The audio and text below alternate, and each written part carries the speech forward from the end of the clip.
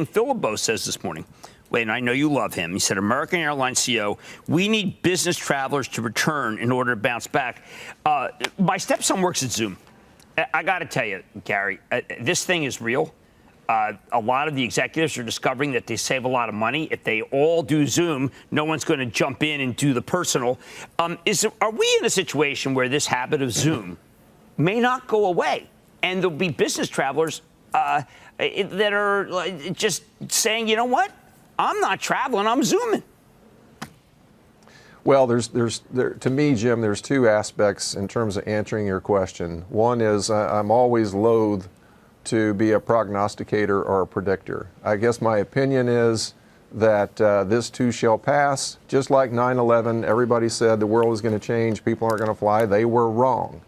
And so I do think that there is a need for business travelers, business people to travel, and I think that will get back to, quote, normal at some point. I'll bet you it's a long time from now, but that's just my opinion.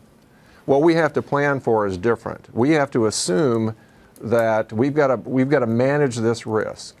And so we have to assume that we will be more dependent on consumers in terms of our demand in the future. That means we need to keep our costs low, we need to keep our fares low, we need to have a route system that supports consumer interest and demand. And you see the new cities that we're adding, they're very much oriented towards leisure destinations and consumer desires.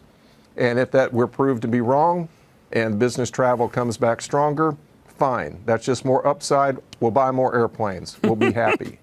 But in the meantime, we have to assume that business travel will be lighter and for a long time. And you remember that in a normal recession, business travel is cut very sharply, and it takes 5 years for it to return before it starts expanding again. 5 years. That was the case in 2008. It was the case 2001. It was the case in 1991.